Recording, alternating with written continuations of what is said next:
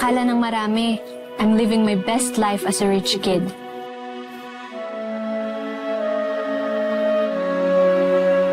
Pero ang totoo,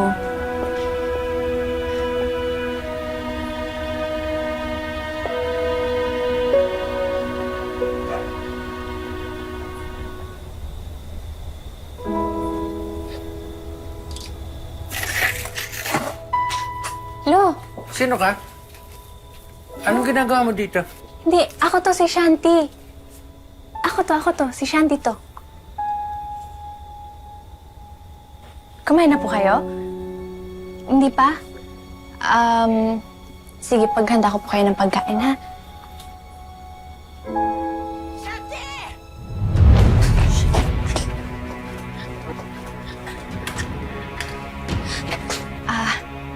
Lo, laro tayo tagu-taguan, okay?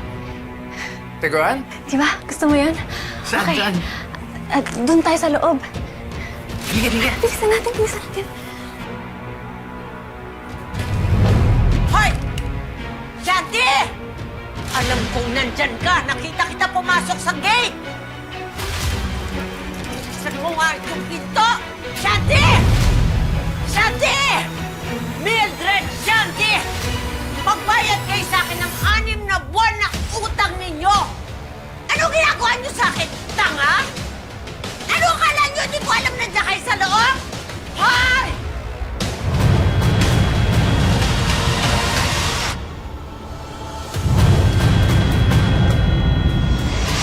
Ano ba? Buksan niyo ito, pinto!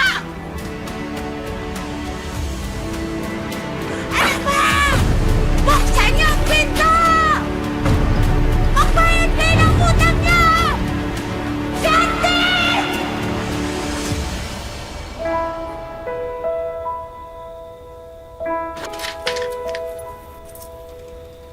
Ito yung mga ilaw. Shanti, anak, Aba, ma, dumating ka pa. Alam mo ba, pumunta dito si Miss Vanessa kanina. Muntik na ang gibayin yung pintuan eh. Pinapalayas na tayo kasi ilang buwan na tayong hindi nakakapagbayad. man Shanti. Nadagdag ka pa talaga sa isipin ko. Patang to.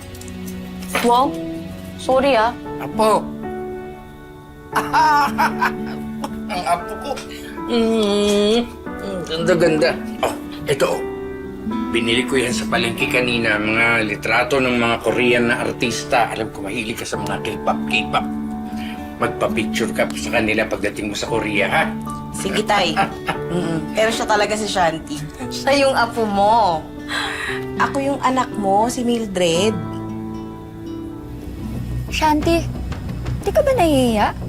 K-pop idol ka tapos di ka naman pala nakakabayad ng upa. Ash. Ma,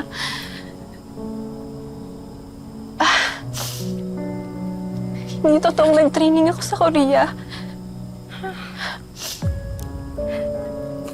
Nabiktima kasi ako ng illegal recruiter.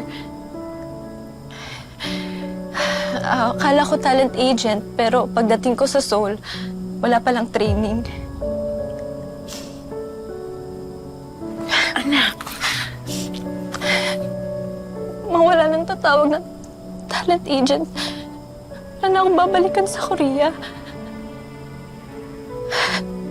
Nagpapanggap lang ako kasi baka mag-alala ka. Umaasa lang din kasi ako sa mga racket ni Mr. Rodente. Pero na-freeze lahat eh. Sorry. bakit ngayon mo lang sa akin sinabi to?